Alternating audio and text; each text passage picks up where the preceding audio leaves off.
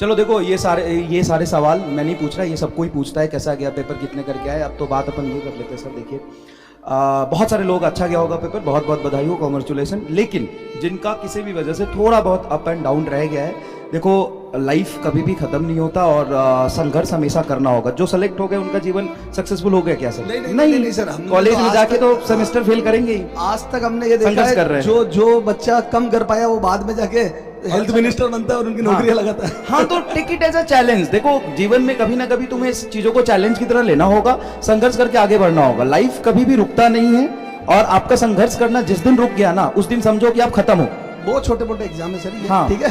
तो पेपर आपको लगा होगा क्वेश्चन काफी इजी आपको लगा होगा, क्लास नोट से क्वेश्चन कर रहे हो आप सारे, ठीक है।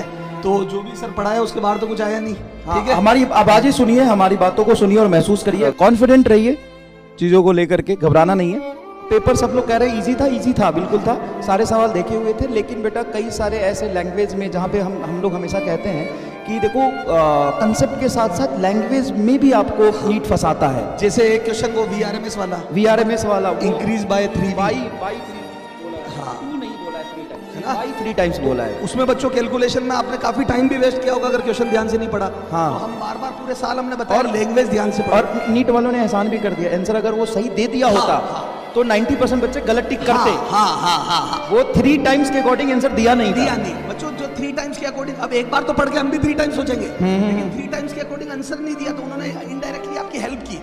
पर बच्चों क्वेश्चन अगर आप लैंग्वेज ढंग से नहीं पढ़ते तो उसका टाइम वेस्ट हो जाता है। आप पूरी 3V की कैलकुलेशन करते हो, ठीक है, आपका आंसर आता है फिर 2007 केल्विन, फिर आप वापस सोल्व करते हो। तो बेटा थोड़ा सा लैंग्वेज ध्यान से पढ़नी थी ये क्वेश्चन में, है ना। तो बच्चों लॉजिकल भी था पेपर, 3-4 क्वेश्चनों में लॉजिक भी लगे, यूनिट एंड डायमेंशन भी लग गई, आपके डायमेंशन से भी चेक करना था, लैंग्वेज में भी उलझा दिया। 2-3 क्वेश्चन देखो कैलकुलेशन वाला, जो वो टावर की हाइट, ब्रिज वाली हाइट, थोड़ी कैलकुलेशन भी करवा दी। तो बच्चों उससे जो बच गया, आपको पूरे साल समझाया कि आप लेंदी क्वेश्चनों से बचो। जैसे आप लेंदी क्वेश्चन से बच गए तो आपका टाइम बचा तो आपने इजीली पेपर भी अटेम्प्ट कर लिया और दूसरों में भी स्कोर बढ़ता है। बेटा बात ये नहीं होती, आप जो फिजिक्स से टाइम बचा के केमिस्ट्री बायो में इन्वेस्ट करते हो तो वहां पे भी तो मार्क्स बढ़ते हैं आपके। तो यही तो चीजें सिखाई है पूरे साल।